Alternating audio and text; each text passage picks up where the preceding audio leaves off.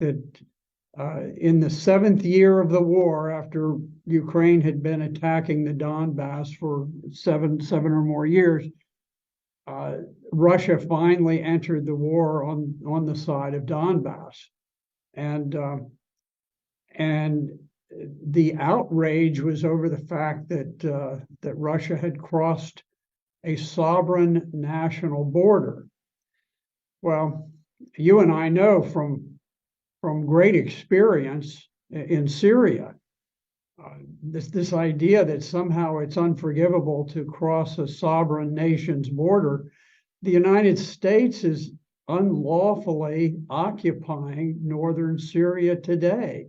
We have bases all over the place, and there's not the slightest hint of international law that would make that a lawful invasion. It was simply a war of aggression, and the purpose of it was to steal the wheat and the oil from Syria in order to impose a great famine on the country, which they have done. And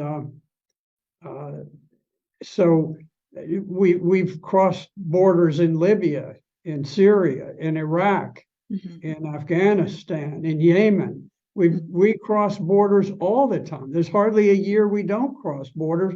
And yet, when Russia did it in order to defend the Russian-speaking people in the Donbass area and in Crimea, suddenly it became outrageous. The duplicity of the State Department and the Central Intelligence Agency and the White House is just breathtaking, because they created this national hysteria over something that we do on a routine basis, which is to cross national borders.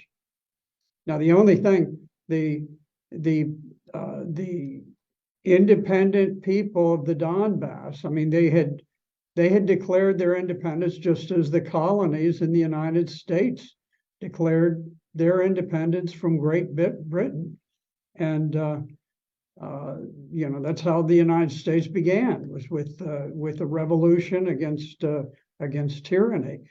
The Lugansk and Donetsk declared the independence of their republics after they were subjected to tyrannical measures by the revolutionary junta that took power in Kiev in 2014, thanks to Central Intelligence Agency, British MI6, which turned protests into a violent revolution, which then began, killing, just slaughtering Russian-speaking Ukrainians.